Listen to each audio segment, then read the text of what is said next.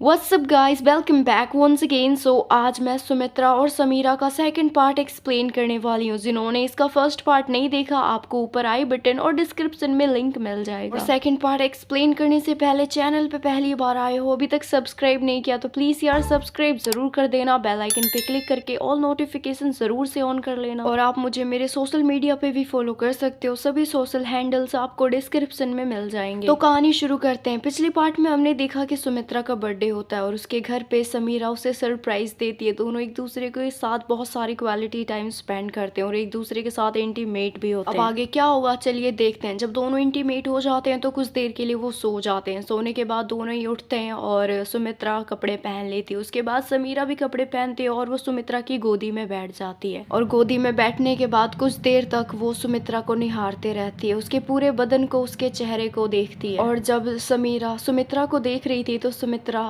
समीरा के बालों पे हाथ फेरती है, उसके बालों को उसके कानों के पीछे डाल देती है और वो कहती है कि क्या हुआ, मेरी आंखों में ऐसे क्यों देख रही हो। तो समीरा कहती है पता नहीं क्यों तुम्हारी आंखें मुझसे बहुत कुछ कहती है और इन आंखों में प्यार दिखाई दे रहा है। ये आंखें प्यार की कितनी प्यासी हैं। तो सुमित्रा कहती है हाँ तुम सही कह रही हो, मेरी आंखें प्यार की बहुत प्यासी है, क्योंकि जिंदगी के आधे साल मैंने अकेले रह के ही बिताए हैं और बड़ी मुश्किलों से तुम मिली हो। अब तुम तो मेरा साथ नहीं छोड़ दोगे ना। देखो अगर तब तुम मेरे हाथ से चली गई ना तो मेरे अंदर और शक्ति नहीं बचेगी जीने की। अगर तुम चली गई ना तो मैं पक्का खुद को कुछ कर लूंगी।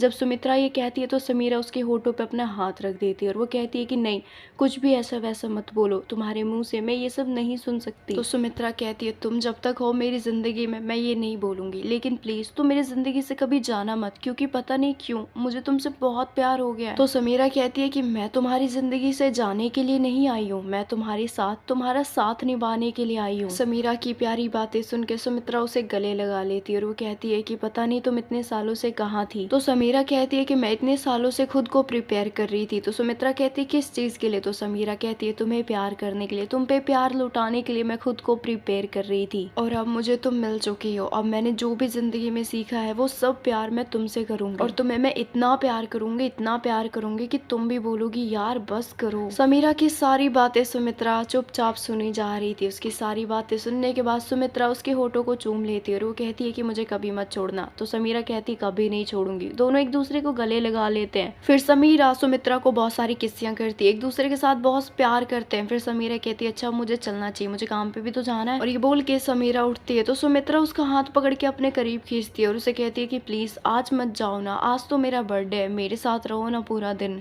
तो समीरा कहती हाँ मैं रात को आ जाऊंगी, लेकिन अभी तो जाने दो। तो सुमित्रा कहती पक्का रात को आ जाओगे ना। तो समीरा कहती अरे तुम्हें अभी भी मेरे पे डाउट है। तो सुमित्रा कहती नहीं नहीं, तुम पे तो बिल्कुल भी डाउट नहीं है, बस ऐसे ही पूछ रही थी। फिर समीरा अपने कपड़े सही करती है, उसके बाद वो चली जाती है और उसको जाता सुमित्रा देखती है। और समीरा तो चली जाती है काम पे, लेकिन इधर सुमित्रा का पूरा दिन मन नहीं लगता है। वो कुछ भी काम करती है लेकिन काम में उसका मन नहीं लग रहा था। उसे समीरा की याद आ रही थी। वो उसको कॉल भी नहीं कर सकती थी क्योंकि समीरा ने उसे कहा था कि जब मैं काम पे हूँ तो मुझे कॉल मत करना। इसलिए सुमित्रा चाहकर भी समीरा को कॉल नहीं करती। ऐसे तैसे करके वो पूरा दिन काटती है। फिर शाम को वो समीरा को कॉल करती है। समीरा कहती है कि हाँ मैं कुछ घंटे में घर आ जाऊंगी। फिर सुमित्रा कॉल कट कर देती है और वो इस बार सोचती है कि सुबह मुझे समीरा ने सरप्राइज दिया, क्यों ना शाम को मैं उसे सरप्राइज दूँ। इसीलिए सुमित्रा अपने कमरे को अच्छे से सजाती है। वो ऑनलाइन कुछ गिफ्ट मंगाती है और कुछ सजावट के लिए और वो कमरे को बहुत अच्छे से सजा देती है। कमरे की वाइब्स बहुत अच्छी आ रही थी और कमरे में वो एक केक भी रख देती है। फिर 5 मिनट के बाद समीरा भी आ जाती है। जब समीरा आती है सुमित्रा उसे इतने घंटों के बाद देख के तुरंत उसे कस के गले लगा लेती है और वो उसे कहती है कि मैंने तुम्हें बहुत मिस किया।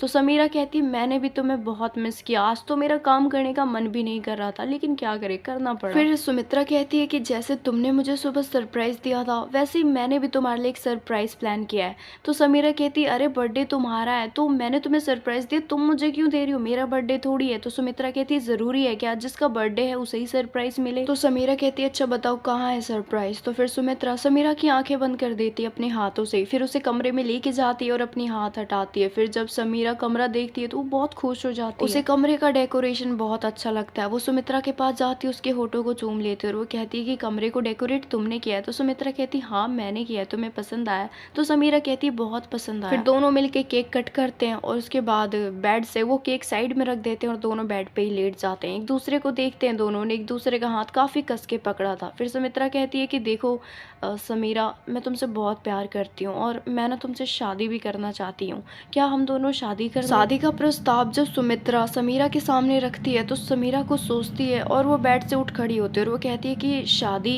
इतनी जल्दी, अभी तो हम मिले हैं। जब समीरा ये कहती है तो सुमित्रा का तो चेहरा ही उतर जाता है। फिर वो समीरा के पास जाती है और वो कहती है कि देखो, तुमसे पहले भी 2-3 लड़कियां आई मेरी ज़िंदगी में, बहुत मेरे साथ लॉयल रही, लेकिन जब मैंने उनके सामने शादी का प्रस्ताव रखा तो वो मुकर गई, मुझे छोड़ गई। कहीं तुम भी तो उन्हीं में से नहीं हो ना।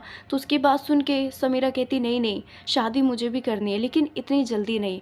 क्यों ना हम अच्छे से एक दूसरे को जाने, एक दूसरे की कमियां खूबियां, वैसे प्यार तो कमियां खूबियां से नहीं होती, दिल से होता है, लेकिन फिर भी एक दूसरे के पसंद नापसंद को तो जान ले। तो सुमित्रा कहती है तुम सही कह रही हो, हम पहले एक दूसरे को अच्छे से जान लेते हैं, और वैसे भी जितनी अच्छी हम दोनों के बीच में अंडरस्टैंडिंग होगी उतना ही रिश्ता हमारा स्ट्रांग होगा। फिर सुमित्रा की बात सुन के समीरा उसे गले लगा लेती है और वो कहती तुम बेफिक्र रहो, मैं तुम्हें कहीं छोड़ के नहीं जाऊंगी, शादी तो मैं तुमसे ही करूंगी। और जब सुमित्रा ये सुनती है तो सुमित्रा समीरा के होठों पे किस कर लेती है। फिर दोनों बेड पे लेट जाते हैं और फिर से दोनों एक दूसरे के साथ इंटीमेट होते हैं। दोनों एक दूसरे के जिस्म की गर्मी को महसूस करते हैं और दोनों एक दूसरे के साथ संबंध बनाते हैं। और अब दोनों का ऐसे ही चलता है। सुबह समीरा सुमित्रा के पास आती है और वो काम पे चली जाती, फिर शाम को दोनों एक दूसरे के साथ ही रहते। और अब दोनों को साथ रहते हुए 4-5 महीने हो चुके थे। एक दिन जब शाम को संडे था तो जब समीरा कॉफ़ी पी रही थी तो सुमित्रा फिर से उसके पास जाती है और वो फिर से शादी का प्रस्ताव उसके सामने रखती है। और इस बार समीरा कहती है कि शादी हम इसी हफ्ते करेंगे।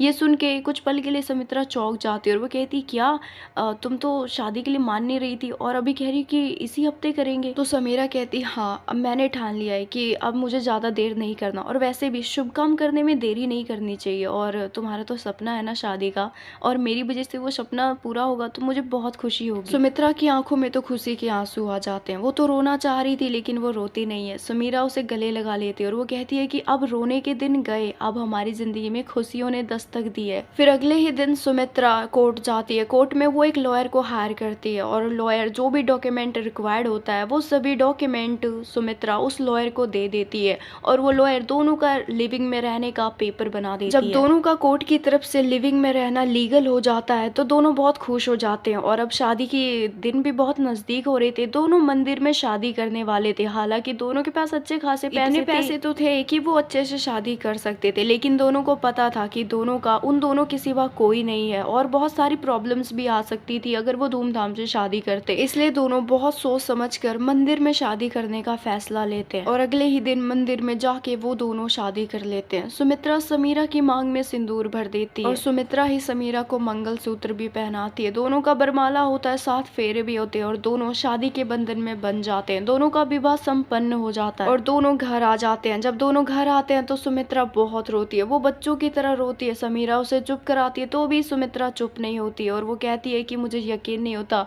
कि मेरे इतने सालों का सपना पूरा हो गया। मुझे यकीन नहीं होता कि मेरी शादी हो गई, वो भी उससे जिससे मैंने प्यार किया। सुमित्रा समीरा को गले लगा लेती है और उसे थैंक यू बोलती है अपनी जिंदगी में आने के लिए। तो समीरा कहती है थैंक यू मुझे बोलना चाहिए, तुम इतने अच्छे इंसान हो और तुम्हारे जैसा इंसान मुझे मिला है, थैंक यू मेरी जिंदगी में आने के लिए। दोनों एक दूसरे के गले लग जाते हैं और एक दूसरे को किस भी करते हैं और दोनों गले लग के उस पल को जीते हैं, उस पल को महसूस करते हैं। दोनों के लिए आज का दिन बहुत ही खास था। दोनों एक दूसरे के साथ बहुत सारी मेमोरीज क्रिएट करते हैं, कैप्चर भी करते हैं, और ये लव स्टोरी यहीं पे दी एंड करते हैं। Thanks for watching guys. Hope करती हूँ आपको ये कहानी पसंद आई होगी। पसंद आई तो वीडियो को लाइक करना, चैनल पे पहली बार आए हो अभी तक सब्सक्राइब नहीं किया तो प्लीज यार सब्सक्राइब जरूर कर देना। बेल आइकन पे क्लिक करके ऑल नोटिफिकेशन जरूर से ऑन कर लेना, और आप मुझे मेरे सोशल मीडिया पे भी जरूर फॉलो कर लेना। सभी सोशल हैंडल आपको डिस्क्रिप्शन में मिल जाएंगे। सो अभी के लिए बस इतना ही। मैं मिलती हूँ आपसे एक नई कहानी में।